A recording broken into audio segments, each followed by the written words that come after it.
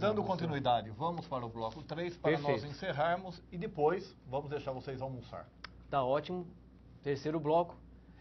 Nós vamos abordar um pouquinho dos concursos de crime e dolo eventual no caso da embriaguez. Só para finalizar, professor Wagner, que a gente mencionou uma pergunta do professor Gobi, né? Isso. Em relação, salvo engano, era da via pública. A gente já tinha mencionado, como a gente já esclareceu, é a posição majoritária na doutrina, tá, professor Gobi? Então, na verdade, o Luiz Flávio Gomes que encabeça, embora ele seja extremamente garantista, e eu, particularmente, me filio, mas a gente respeita quem entenda que só possa ser em via pública por aquela menção de via de acesso ao público no início do Código de Trânsito, tá? Então a gente respeita, mas não é a que eu sigo e sou acompanhado por uma parcela acentuada dos doutrinadores. Então vamos prosseguir com o terceiro bloco, terceiro e último bloco, concurso de crimes e dolo eventual, que também gera um grande número de divergências. Bom, concurso de crimes, especificamente lesão corporal e homicídio. Então a gente tem que lembrar que atualmente prevalece o entendimento que com a revogação da causa de aumento da influência de álcool ou droga, que era prevista antes no inciso 5º, parágrafo único do artigo 302, essa revogação foi promovida pela primeira lei seca, a 11.705 de 2008, prevaleceu o entendimento que o crime de embriaguez ao volante ganhou autonomia, ou seja, permitiu o concurso, também prevalecendo título formal, ou seja, viabilizou o concurso formal da embriaguez com o homicídio ou a lesão corporal. Então, uma conduta, duas ou mais infrações. Nesse sentido, havendo concurso, o que implica na prática? O delegado de polícia decretando e vislumbrando tal concurso, afasta-se a fiança extrajudicial, afasta-se a fiança na delegacia de polícia e pelo sistema da exasperação, se o entendimento do delegado for pelo concurso formal, a pena máxima e abstrato, ela é extraída pelo aumento da metade da pena mais grave, que é a pena, no caso da lesão corporal vai ser a pena da embriaguez, e no caso do homicídio vai ser a pena do homicídio. Nos dois casos vai suplantar os 4 anos que admitem o arbitramento de fiança na etapa policial, e pelo concurso formal, né, que está previsto no artigo 70 do Código Penal, afastaria a fiança, também seguindo a orientação da recomendação da Delegacia Geral de Polícia 4 de 2011. Todas essas explanações, só para reforçar, nós trazemos no manual da Academia de Polícia, que estamos divulgando nessa oportunidade, todas essas questões de concurso e tudo que a gente abordou de uma maneira mais detalhada, com diversos modelos de peças jurídicas de polícia judiciária. E o concurso com a lesão corporal culposa, é sempre importante a gente lembrar que torna a ação penal incondicionada no expresso comando do Código de Trânsito Brasileiro, artigo 291, parágrafo 1º, inciso 1. Por fim, nosso último assunto, que é, creio eu, um dos mais polêmicos nessa seara, culpa consciente versus o famoso e famigerado dolo eventual. Então a gente tem que lembrar que a previsão está lá no Código Penal, no artigo 18, que traz que o dolo direto é o chamado dolo direto é aquele que o indivíduo, o agente, quis o resultado, desejou praticar a infração.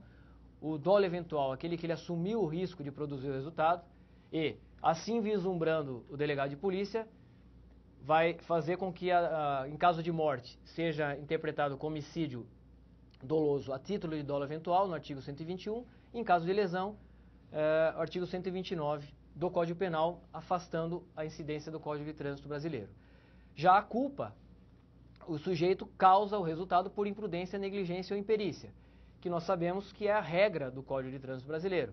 Havendo morte por culpa na direção de veículo automotor, enquadramento no artigo 302. Havendo lesão por culpa na direção de veículo automotor, enquadramento no artigo 303 do Código de Trânsito Brasileiro. É a regra, o dolo eventual tem que ser tratado como exceção, não pode ser banalizado, como algumas forças midiáticas tendem a querer, não pode banalizar. Por quê? Porque tem que ser demonstrado que o sujeito assumiu o risco e é indiferente ao resultado. E na doutrina e na jurisprudência interpreta-se o conjunto, a avaliação do conjunto, sobretudo em casos de racha, excesso de velocidade somados com a embriaguez ao volante. Então, a culpa consciente é a regra, sabe do risco, mas acredita que pode evitar o resultado e sempre vai depender da avaliação do caso concreto, exatamente nos termos da recomendação da Delegacia Geral de Polícia número 1 de 2012.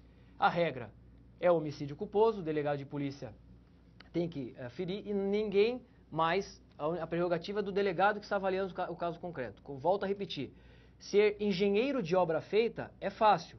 Você dá pitaco depois que ocorreu, que o colega deliberou na ocorrência, é simples. No caso concreto, no olho do furacão, são outros 500. Então, se o colega interpretou que foi homicídio culposo, porque eu quero ver alguém demonstrar o dolo eventual quando o indivíduo matou a mulher, quando matou o filho. Você acha que ele estava indiferente ao resultado? O cidadão, sem condições de quem trabalha em delegacia e atendimento ao público, sabe como é que chega essa ocorrência. Você vai prender a pessoa por dolo eventual nessas circunstâncias? Eu acho que tem que ponderar um pouquinho sem banalizar. Repito, já deliberei por dolo eventual, mas não pode ser banalizado. Ele é exceção do nosso ordenamento. A regra é culpa consciente. Perfeito, professor Wagner? Então, ótimo. Mais um ponto que acho que é importante a gente anotar. Não se impõe a prisão em flagrante se o motorista prestar pronto e integral socorro à vítima de acidente de trânsito, nos exatos termos do artigo 301 do nosso Código de Trânsito Brasileiro, que deve ser conjugado com o Instituto da Apresentação Espontânea, que é previsto pela redação do artigo 304, que exige que a pessoa seja apresentada, não que ela se apresente espontaneamente, que apresentando-se, também com diretriz institucional constante na nossa recomendação da Delegacia Geral de Polícia, 1 de 2005, item 15. Quem tiver também maior interesse, nós temos artigos sobre esse tema e também mencionado no nosso manual aqui que nós estamos divulgando. Então, somado, se o delegado de polícia, no caso concreto, interpretar que houve apresentação espontânea e que a pessoa prestou pronto integral socorro, ainda que a vítima venha a falecer, seja vítima fatal, pode fundamentadamente deixar de decretar a prisão em flagrante, nada impede que faça isso e melhor apurar os fatos, instaurando inquérito policial via portaria inaugural. Por derradeiro, gostaria de mencionar. Tem uma pergunta de Sorocaba, é isso, professor? Isso, nós vamos chamar Sorocaba tá ótimo, então, antes de perfeito. dar o encerramento aí. Passo a palavra para o professor Wagner. Vamos então chamar o polo de Sorocaba para uma indagação.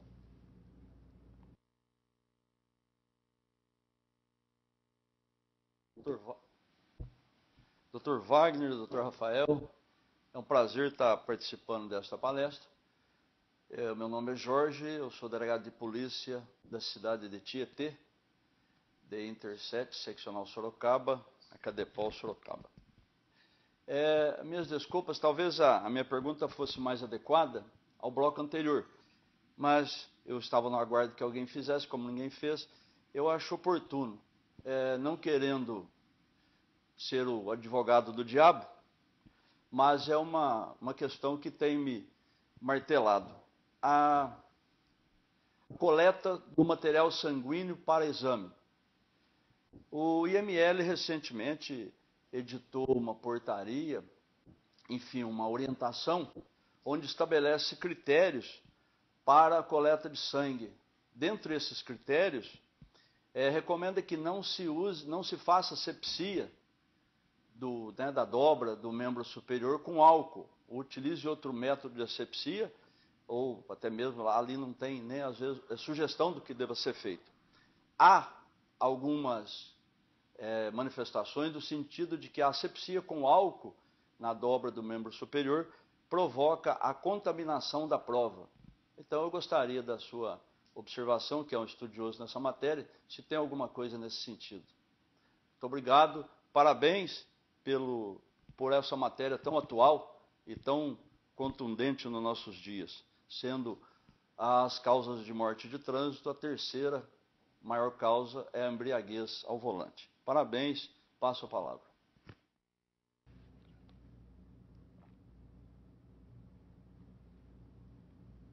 Ok, doutor Rafael, vamos para a resposta? Bom, primeiro agradecer a manifestação do colega Jorge de TT, mandar um grande abraço para Tietê, para Sorocaba, para todos os colegas que estão lá. Sou suspeito, né, professor? Sou de lá. Exatamente. Vou voltar para lá agora ver meus pais, graças ao bom Deus. E respondendo a questão, bom, começam esses indagamentos, essas indagações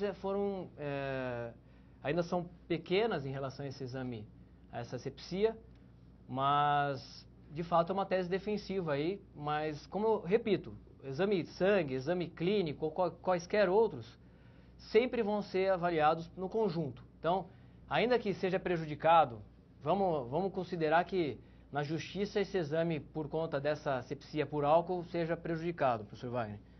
Prejudicou, vai ser avaliado com as demais provas colhidas. Então, eventual teste de bafômetro, testemunhas, apreensão de bebida alcoólica, vídeo e assim por diante. Então, mais uma vez, vai depender do caso concreto. A gente não pode ficar fazendo conjecturas, mas o colega, agradeço a manifestação muito bem colocada. Sem dúvida, creio eu que se o ML editou, eu também acompanho e acredito que seja o melhor procedimento para evitar esse tipo de questionamento futuro em sede judicial, sobretudo, se é que a pessoa vai ser processada efetivamente. Acho que era essa a questão mesmo, né? Era. Tem mais alguma, professor? Não chegou nenhuma. Agora acho que tem o último slide seu, não é? O último slide, vamos... Acho que até o último que já estava, inclusive, né? Exato. É o último ponto que eu gostaria de... Exatamente. Slide 42. É mais uma sugestão, um lembrete aí que a gente traz aos colegas.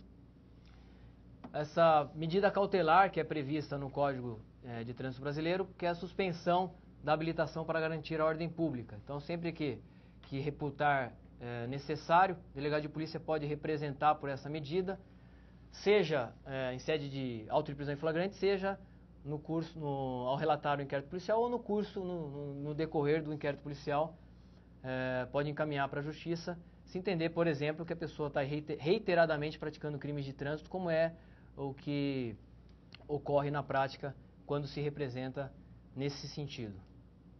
Professor Wagner. Ok. Nós queremos agradecer. Acho que você tem o último slide ali. Só para passar a informação, né? Fico à disposição aos colegas que quiserem. Esse é o meu e-mail institucional. Também comecei com o Twitter aí, quem tiver essa tecnologia. Pode anotar, fico à disposição. E, mais uma vez, volto a reforçar os colegas que tiverem interesse no manual da academia sobre esse assunto, que a gente detalha tudo o que foi passado aqui no decorrer da palestra. Ok, doutor. Pessoal, como disse o professor Rafael, nós temos aqui, então, o manual, não é? que já foi dito, que está à disposição no almoxarifado da Academia de Polícia. Pode ser retirado na Academia de Polícia, como eu disse, o expediente vem para cá, pega e leva para todos aí, no caso do interior. Agora o pessoal vai colocar o meu e-mail aí na tela, o meu e-mail que é wagner.bertoli, todo mundo sabe como que é o final, @policiacivil.sp.gov.br, ele para o Edson João Guilhem, de Barreto, São Paulo, Alexandre Aranha, 1º DP de Santos, e o Dr. Marcelo, da Seccional de Assis. Caso vocês queiram enviar para mim um e-mail, eu encaminho a lei seca para vocês, não é? Ou, se vocês quiserem esperar, buscarem na academia, mas esses 3 aqui foram os sorteados. Acabou de chegar, nós estamos encerrando aqui, acabou de chegar um pedido de palavra para Ribeirão Preto. Então, nós vamos passar para o Polo de Ribeirão um pedido do Polo. Vamos lá?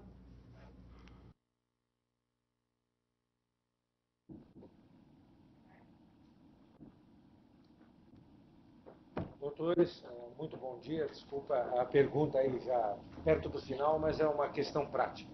Meu nome é Haroldo Chaldi, eu sou delegado de polícia em Ribeirão Preto, também professor aqui no núcleo da cidade.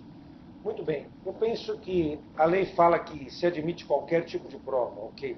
Mas existe uma hierarquia de provas, talvez. Vamos colocar assim, talvez o exame de sangue, químico toxicológico, seja uma prova de maior difícil contestação posterior na justiça, seguindo-se pela prova do etilômetro e depois pelo exame clínico, mais subjetivo, e aí seguindo-se pelas demais provas.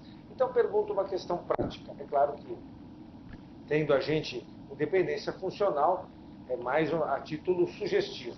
Por exemplo, a pessoa recusa-se a fazer o etilômetro, está visivelmente embriagada, mas não causou nenhum acidente, nem nada, foi parada numa blitz, mas aceita se submeter ao exame de sangue, posto que sabe que não vai ser presa eventualmente. Mesmo assim, devemos insistir, além do exame de sangue, no exame clínico também, talvez com isso depois provocar um conflito entre dois laudos? Ou devemos aceitar que ele faça o exame de sangue e vá para casa? Essa é a questão. Passo a palavra aos senhores. Agradecer a pergunta do colega, ela não é a destempo de forma alguma, é que nós, como não tinha vindo a questão, nós estamos à disposição, caso alguém ainda queira pedir a palavra ou encaminhar, o Dr. Rafael com certeza está à disposição para responder. Bom, agradeço o colega, mas novamente, forte abraço para Ribeirão Preto, a todos os colegas. Excelente pergunta, excelente indagação. Particularmente, se eu, no plantão, se eu interpretar, se na minha convicção, o sujeito está embriagado, eu vou decretar a prisão em flagrante, independente de laudo ou não. Não vou aguardar o laudo, não. E eu acredito que uma parcela imensa dos delegados também adota essa postura. Não vejo essa hierarquia de provas de maneira absoluta, e não pode ser mesmo, até por expressa previsão do Código de Processo.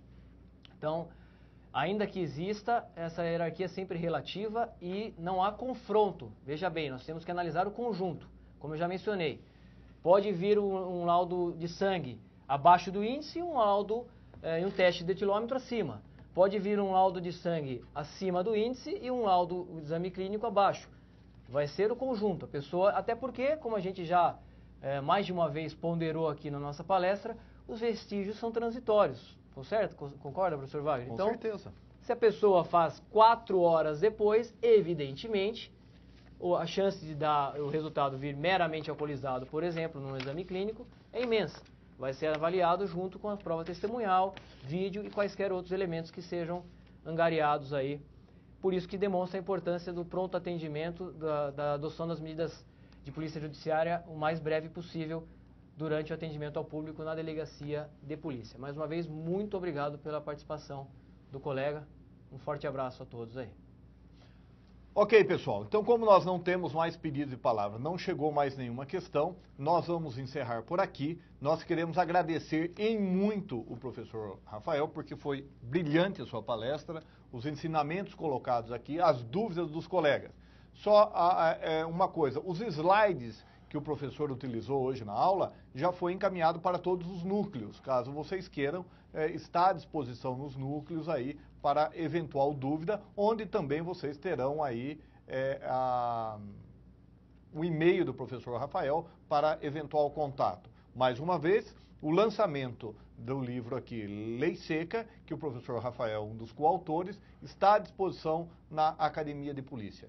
Eu quero agradecer a todos e dizer uma boa tarde e até a próxima.